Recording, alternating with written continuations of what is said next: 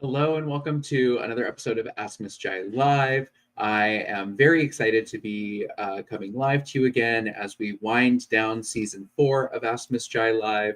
Today, I'm going to be talking about navigating access to gender-affirming hormone therapy. So if you're catching this live, go ahead and put a hashtag live in the comments. Let me know your questions in the comments. If you are catching this on the replay, go ahead and put a hashtag replay. Let me know what questions or thoughts are coming up for you as well in the comments below.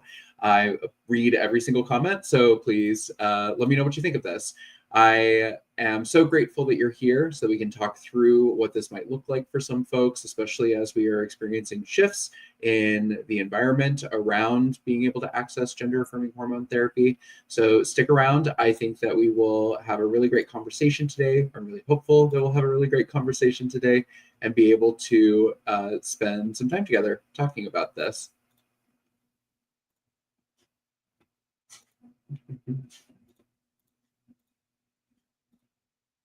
All right, well, I can't figure out what is going on now with the different presets. So delightful technical difficulties. It's beautiful because every other show is like this. This is what happens when you're a solo entrepreneur trying to figure out and navigate all these different pieces.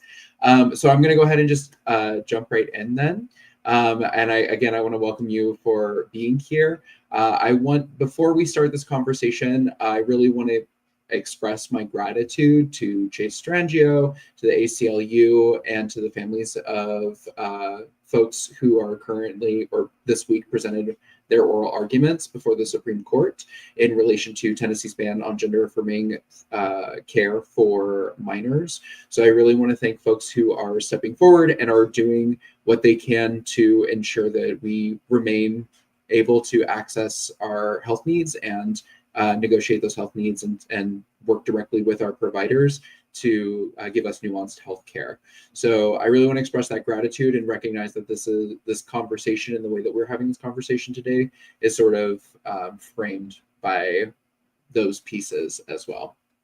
So before I jump in, I think that it will be helpful for us to sort of delineate what it looks like to try and access gender-affirming hormone therapy, or GAHT, for adults versus gender-affirming hormone therapy for youth.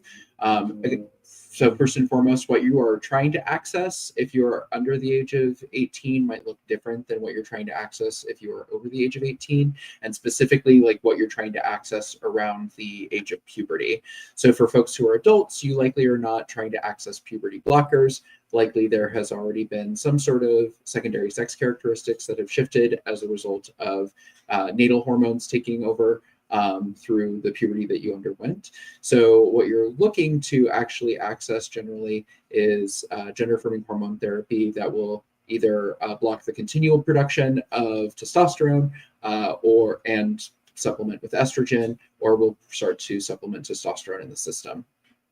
Versus for youth might be accessing gender-affirming hormone therapy that is in alignment with their gender identity, or they may also or separately be accessing puberty blockers and not be accessing those additional hormones, just depending on where they're at in their developmental stages and what they and their provider have decided upon, and they and their family have decided upon. So it can look different depending on what folks are trying to access. And access may look different for adults versus youth as well, because as we are seeing, and as I mentioned at the beginning, there are some shifts legislatively that are occurring that are specifically right now focusing on gender-affirming care for minors.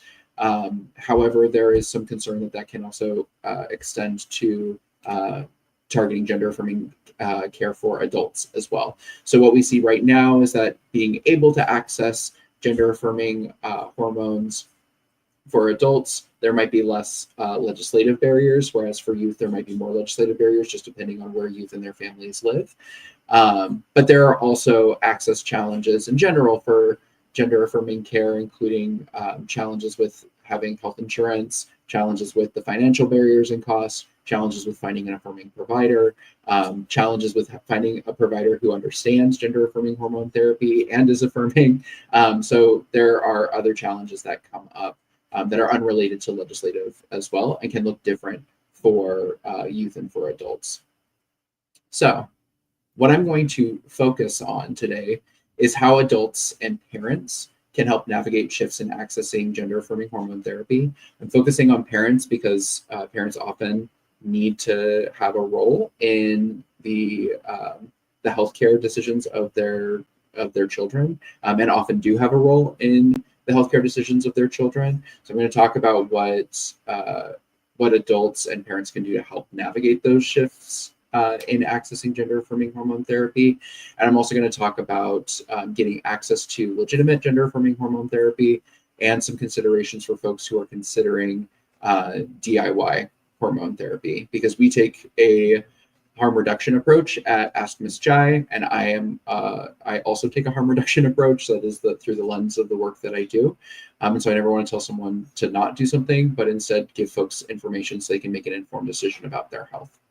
So in navigating the shifting access to gender-affirming hormone therapy, the first thing I want to say is that if you're living in an area where it's now harder to get gender-affirming hormone therapy because of legislation or because of a lack of providers or a lack of prescribers, that there's still an important component. There's still an importance in medical supervision. And what I mean by that is if you are getting your gender-affirming hormones from some other way, maybe a mail order pharmacy, or you're getting them from a friend, or you are exploring non-traditional DIY hormone considerations, it's still important that you receive medical supervision around what's going on in your body, because what we can't see, we don't know about oftentimes. And when it comes to hormone therapies, we might experience shifts in the amount of hormone that's present in our body. And so we want to know where our levels are at and make sure that those levels are consistent, that we're not seeing these like wild shifts from low to high over and over. So even if your provider is not prescribing gender-affirming hormone therapy, it can be helpful to communicate with your provider and request lab work that is associated with gender-affirming hormone therapy, so that you're able to monitor those on your own. And work in conjunction with the healthcare provider if you have an affirming healthcare provider as well, even if they are unable to prescribe. The second consideration around importance of medical supervision is monitoring other health conditions. So we are not just gender-affirming hormone therapy. We are not just trans people. We are not just gender-affirming care. There is a variety of health conditions that we might be experiencing that might be going on at the same time. And so it is important for us to still be connected to a healthcare provider so that we can have support in monitoring those health conditions. So for example, if I am also trying to monitor and control my diabetes, then I would want to still engage with a healthcare provider, even if that healthcare provider was not the provider who's prescribing my hormone therapy, or if I can't find a prescriber to prescribe my hormone therapy, because I can still have my diabetes managed. And so it's important for us to continue to work with a healthcare provider, even if that provider is unable to prescribe gender-affirming hormones because of restrictions that are occurring.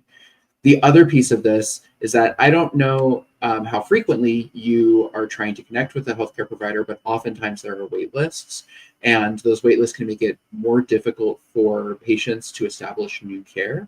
And there's separate waits generally for new patients versus pre-existing patients. So if we are already connected to a healthcare provider, even if we are not going to utilize that health service often, it is helpful for us to be connected to that healthcare provider so that when we are needing that care, we are not trying to establish as a new patient in a new environment. So this can help us to just have continuity of our care. So for example, oftentimes when folks go to the emergency room or to urgent care, because something is happening in the moment and they need that cared for, the recommendation is to follow up with your primary care provider. But if we don't have a primary care provider, we can't follow up with anyone. We have to start the new care process, and generally that includes like an intake day. It might include a series of like initial lab work, and all of that can start to eat into this time that we are trying to get our health condition met or our health need met. So if we are already established with a provider, it generally allows us to skip all of those pieces because they've already occurred for us. The other piece around navigating shifts and accessing gender-affirming hormone therapy, so that is the medical side of things. I highly encourage folks to still be engaged with a medical provider and receive medical supervision. That is not always accessible or an option for folks. If you don't have health insurance, you might not be able to access a medical provider, or you may be limited in who you can connect with. So some other things that you can do as a parent or as an adult is connect with community organizations and groups to receive support and collaborate and work together on navigating the nuances of what's going on in your local area. So this can look like receiving peer support. You might be able to connect with other trans and non-binary folks who are experiencing similar challenges and have recommendations or are able to give you guidance on this is the letter I had to send to my provider. This is the way I needed to navigate this. Some of these organizations may also offer financial support. So if you are a person who's having trouble accessing your gender-affirming hormone therapy because you can't afford it, or you can't afford the cost of labs or the cost of a visit, some organizations locally and nationally do offer financial support for gender-affirming care. And so this is a way that we can get connected with those organizations and get support financially in order to cover the cost of our medications. And then finally, it also gives us the opportunity to connect and become more aware of what is happening locally, legislatively, as well as what is happening locally around advocacy for ongoing health services and continuity of care. So for example, if I'm going to a healthcare provider and the healthcare provider is misinformed or has just heard that there might be restrictions around prescribing gender-affirming therapy in the future and takes that to believe that they're no longer able to prescribe gender-affirming therapy, then if I come into that visit knowing because I'm working with this advocacy organization or I'm working with these local advocates who have the language and are able to direct us to what our care can still look like, I'm able to advocate for myself as a patient in that environment and say, I know that this might shift in the future, but it hasn't currently shifted. Here's what's currently available and what I have the right to access as a patient advocating for medical care. So this is a way that as a patient, it can give us more autonomy in the service. And if you're a healthcare provider or public health professional, I highly encourage you also engage with these community organizations so that you can learn what you still have access to be able to provide and what alternatives can look like for getting access to care for trans and non-binary folks in your local area if you are no longer legally able to prescribe. So that's some of the ways that you can navigate shifts in accessing gender-affirming hormone therapy. I want to now shift to getting access to legit gender-affirming hormone therapy, especially if you're considering purchasing your medications online or through mail order pharmacies that are not already contracted with your medical insurance provider. So there was about maybe 8 months ago, maybe a year ago now, there were some articles that were coming out around folks who were trying to access gender-affirming hormone therapy through online pharmacies and were receiving medication that either was not what they anticipated or was not actually hormone therapy or was not actually appropriate dosages, etc. And so if you are considering purchasing your medications online through mail order pharmacies, there's a couple of things that I encourage you to think about and take a look at. The first is I encourage you to research your medications and what medication you are anticipating being on. So for example, if you are anticipating taking testosterone, then researching what forms of testosterone make sense for gender-affirming hormone therapy, researching what the dosage should look like or what a starting dosage might look like if you are starting hormones, or trying to maintain your dosage if you are trying to maintain your gender-affirming hormone therapy. So really do that deep dive into understanding what medications you should be taking and the dosages. And I really actually highly encourage that for anyone about any medication that they're taking, because you often are the individual, the patient is often the one who's going to catch medication issues early. So if you're getting the wrong dosage, for example, you're likely the one who already knows what dosage you've been on, and suddenly you're receiving another dosage from the pharmacy. It could be that there are issues on the pharmacy side, issues on the insurance side, issues on the medical provider side, but you're the one that ultimately needs to know what you're supposed to be taking and what makes sense. So first do that research and find out what you're supposed to be taking and the dosage. The second is that whenever you do order from a mail order pharmacy is check the packaging. Make sure that the packaging is the appropriate medication, that it says the appropriate medication, that it is spelled correctly, that the packaging is not in a language that you would not expect or not anticipate, that you are able to understand the medication that you're taking, that the dosage makes sense, I think I just said. Also that the packaging doesn't say that it's expired, that the medication is not expired, that the medication is not like the wrong color or cloudy or yellowed or things of that nature if it's not expected to be that way. So you really want to check the packaging and make sure that the medication looks correct as well. If you're taking any medication that's in pill form, also checking like the numbers on the pills, making sure that it is correct as well, because it should be indicated on the actual medication itself. And then the final thing around evaluating the medication and the manufacturer is you also want to check accreditation of online pharmacies. So there are a couple of online accrediting agencies, or excuse me, pharmacy accrediting agencies in the United States that accredit pharmacies, both brick and mortar pharmacies and online pharmacies. And so you want to verify that they actually have accreditation from these agencies. If you'd like a list of those agencies, I helped write a guide with the Lighthouse Learning Collective and the Alyssa Rodriguez Center for Gender Justice and the National Harm Reduction Coalition, which is available under the resources on my website. And so there is a list of some of those accrediting agencies and what you can look for in terms of an accreditation seal. But then if the agency doesn't have the accreditation seal, there's also some things that you can just sort of look for to ensure that this is a legit online pharmacy. So verify that there's contact information, that if you need to call the pharmacy because you haven't received your package or you received the wrong thing, that you have the ability to call someone and speak to someone, that you're able to actually get a hold of this pharmacy for customer complaints or to ensure that the correct medication is getting to you. I also encourage you not just to look to see if you can find a phone number, but call the phone number and see if you're able to actually speak to someone. You can also read reviews. So oftentimes we in our community will share information. This is part of the superpower of our community, is mutual aid and being very forthcoming when things are working or not working. So read reviews on the pharmacy. Do you have folks from those organizations that you've connected with who have used this online pharmacy to order their gender-affirming care? Are there any Reddit threads around the use of this online pharmacy or challenges with the use of this online pharmacy? Google some of those reviews as well, right? So these are ways that we can start to hear about if this pharmacy is legit and if there have been any issues with receiving medication. And then the final thing I'll say is to also be wary of low prices. So if you're looking at something and you're saying, oh, this is a year of testosterone and it's only going to be $10 out of pocket, be wary of those low prices because what you might be receiving is not what you anticipate or what you expect, or it might not be the medication itself.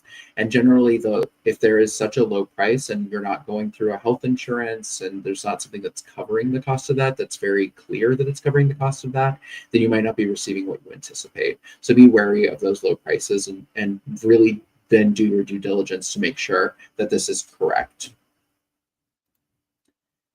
The final thing that I'm going to talk about today in terms of navigating access to gender-affirming hormone therapy is some considerations around do-it-yourself hormones or DIY gender-affirming hormone therapy. This might include DIY purchasing hormones and self-monitoring them for yourself, or taking alternative medications or herbal remedies or supplements as a way to explore DIY hormone DIY gender-affirming hormone therapy. We are harm reduction based in our approach to the services that we provide and the ways that we talk to clients and patients and also educate providers. And so we're never going to say don't do something, don't explore DIY hormones if that is the path for you or that aligns with what you are feeling comfortable with. But there are some really important considerations around this. The first thing is related back to that medication piece and ordering online. Double check what you're taking and that it's the correct dosage and the correct medication. If you are taking something that is like an herbal supplement, try and research what is in that actual herbal supplement, or look at what's actually in that herbal supplement, and that it is going to actually impact your body in the way that you anticipate and the way that you are expecting. The other piece of this is that some herbal alternatives, you might experience an allergic reaction. I mean, really any medication, you could experience an allergic reaction, or you might start to feel unwell. If you start to feel unwell, or you start to experience an allergic reaction from a medication or from an herbal alternative, stop taking it. You also want to make sure that that it's not like around and about as well. But I highly encourage you to stop taking it if you start to feel unwell after taking the medication, or if you start to experience an allergic reaction. You also, if you are taking something that is herbal or something that you are purchasing offline, if you're taking any other medications, there might be counterindications, meaning that taking those medications at the same time or just having both those medications in your body can actually do harm to your body. So if you are receiving prescription medication from a healthcare provider somewhere else, you want to make sure that if you start taking a supplement or you start taking another medication that you've ordered online, that you're communicating that with your provider and asking them to verify if there are any counterindications. One of the ones that I saw most frequently in HIV was taking an antiretroviral therapy in St. John's wort, or taking an antiretroviral therapy that included some sort of booster, and taking a medication that would be impacted by that booster. So it was as if the dosage was higher than what someone was actually taking. And so there can be counterindications even when it's a prescribed medication and all of your medications are prescribed through the same provider. So you just want to double check this whenever you're taking something new, whether it's over the counter or you're ordering it online or it's prescribed, that it's not going to cause an issue with the other medications you're already on or the other supplements you're already on. And then the final piece of this is a comment about medical tourism. A lot of folks are traveling to receive gender-affirming hormone therapy, either because of fear that they might be outed if they are if they're getting their medications or they're seeing a provider locally, or because, as I mentioned before, there are now some restrictions around legislation, especially for young people, and access to gender-affirming hormone therapy or gender-affirming care. And so medical tourism is becoming not more popular, but more of a necessity, I think, for a lot of folks. And there are some specific pros and cons to medical tourism that are laid out in detail in that guide that I mentioned earlier, and that is available in the show notes below as well, and is available on my website at askmissjai.com /resources. So if you are looking for more information about navigating access to gender-affirming hormone therapy, especially when the supply is having issues or we're seeing this kind of like uncertainty in terms of legislation, highly encourage going to the website and downloading that guide. If you're interested in learning more about medical tourism and some of the pros and cons of medical tourism as it relates to gender-affirming hormone therapy, you'll find that in the guide as well as a bunch of additional resources. Again, this was written in collaboration with the Lighthouse Learning Collective, with the Alyssa Rodriguez Center for Gender Justice and the National Harm Reduction Coalition. And so there's a lot of expertise that has gone into the development of this guide, and it's very comprehensive and very robust. So I highly encourage checking it out. So that is what I have for you today on navigating access to gender-affirming hormone therapy. My name is Miss Jai. I use she, her, and he, him pronouns. I am the founder and CEO of Ask Miss Jai. I'm also your host for Ask Miss Jai Live. My background is in healthcare and public health, and in supporting providers to learn how to better serve trans, non-binary, and intersex communities. So I'm really grateful that you were able to join today. Please let me know in the comments if you have any questions or if this is bringing up any thoughts for you. And please like and subscribe if you are on YouTube, or share this with your colleagues if you're on Instagram or LinkedIn and you think this will be helpful information for them. Until next time, thank you for investing in the health and well-being of trans and non-binary communities. And thank you for taking the time to spend it with me this afternoon.